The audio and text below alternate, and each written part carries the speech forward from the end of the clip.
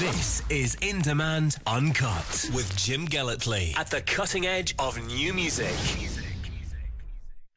Nina Nesbitt, it's brilliant to see you again on In Demand Uncut. Lovely to see you too, Jim. You know what? It's almost practically to the day a year since I introduced you on stage at the SECC in Glasgow, this massive gig with the likes of Pixie Lott and Jessie J. Yeah, that was my 10th gig.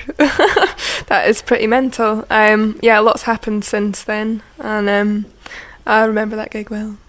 A lot's happened indeed. You've appeared in a top 10 video with Ed, drunk of course. Not that you were drunk, the song was drunk obviously. What else have you done? You've toured with Ed and Example. You played some major festivals. And you signed a record deal. Wow, with Island Records. Last year you were an unsigned artist. Yeah, it's been quite a busy year, self-releasing stuff. And then eventually coming to sign the record deal with Island. So now I'm working on my album. What sort of grounding was it doing the stuff yourself initially, leading up to getting a record deal? I just wanted to develop my own sound and put stuff out without having a major label behind me, because I like to kind of do things the way that I see them, and I like getting involved with the videos and like the recording of it and everything and the writing. So I just wanted to do it myself and build the fan base, and then when it got to a point where I could sign the deal and have more control over what I do.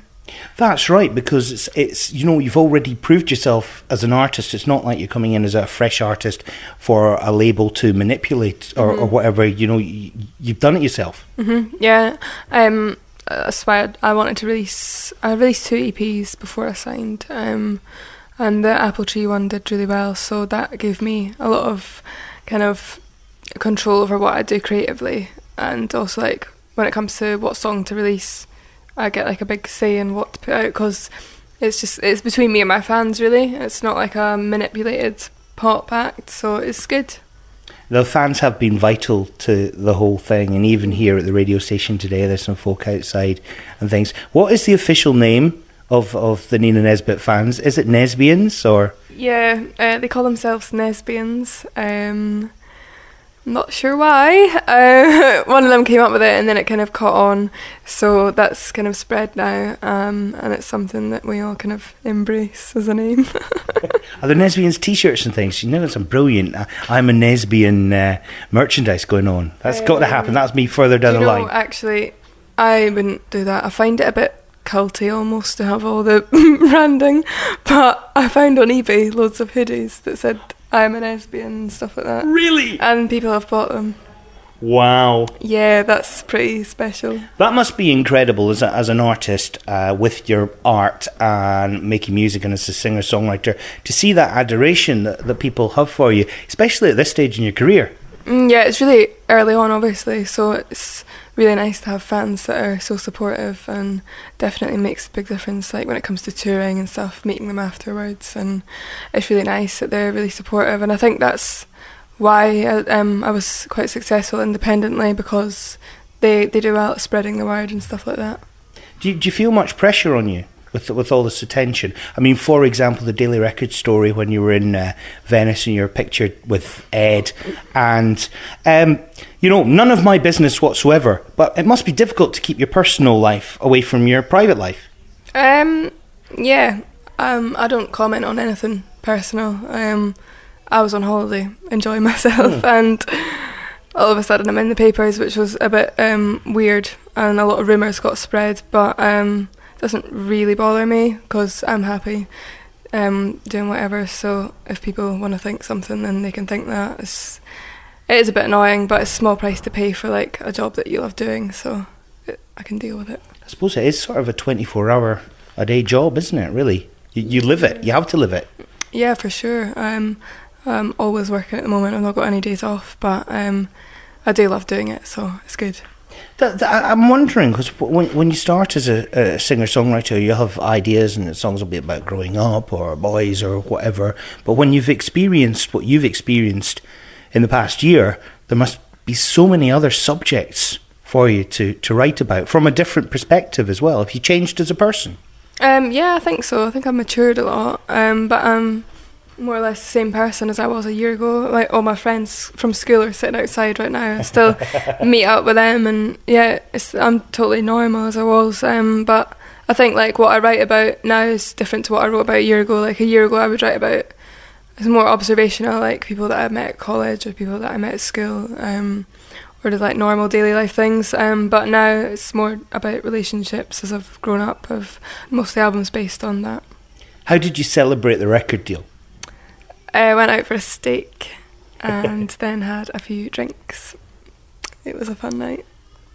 Excellent. I don't know, it's beyond me what it must be like to suddenly, because I don't know, when I was a kid I had like pop stars and footballers and things on my bedroom wall, and I'm sure you'd be the same, and now you've got a record deal as well. Wow.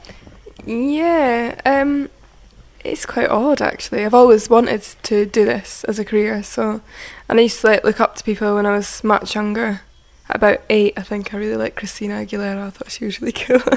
I guess, yeah, it's really cool, but it's also not what you expect it to be. It's like I'm exactly the same as I was. I'm really chilled. I don't feel any pressure. I just make my music and that's it really. So it's not like, it's a lot of hard work. It's not just like floating about at parties or whatever. So yeah, no, I enjoy doing it. What's the most showbiz thing you've done or you've witnessed so far? Probably the Brits. I like that a lot. Whoa, yeah. I like that a lot. That was a fun night. 'Cause that was sort of before you were signed, wasn't it? Yeah, that was before I was signed. It was great to see all the artists perform and then meet some of them afterwards. It was a really fun night. I want to go back this year. And this time they probably know who you are. Maybe, I don't know. The EPs that you've done so far leading up to Boy have been very much stripped back acoustic affairs. Boy's more of a big production job. Is that sort of the direction the album's going to go in? Not really. I like rock music a lot, and when I was in the studio with Boy, I wanted to put that kind of feel onto it. So on the guitar riff, I put that on. I just wanted to make a bigger track. I felt that song kind of needed it. But a lot of the songs on my album are just me and guitar, or just me and piano. And then there's obviously the ones that I'm producing up for singles maybe and stuff like that. So it's kind of a real mix of stuff, but the album's kind of following the direction of the apple tree, but a little bit more mature. Oh, so you will actually maybe do alternative versions as singles? Yeah. Oh, that's a good idea. Yeah, I do like acoustic versions, more upbeat versions. So yeah, and one of the tracks on the album is my favourite one. It's the last track, and it's 6 minutes long, and it's got a big crescendo at the end, and it's fun. Well, was that always going to be a song that would be at the end of the album then? Yeah, I wrote it about 2 months ago. I was like sitting in my bedroom with a little keyboard, and it came about, and it's turned into this massive 6 minute ordeal. But ordeal. Yeah, it was such fun to record. There's a bit at the end that I've got everyone that's involved in the album and everyone that I'm close to is singing on it at the end. Wow. So I got my parents on it, and I got my friends on it, and everyone that's working on the album from the label even. So it's good fun. Does that mean the album's finished? No. Nah. It's not. Hey, you might come up with something even more torturous for us to endure. I don't work in a logical order. I just pick things that I like the best first. So yeah, it's not finished. In Demand. Uncut.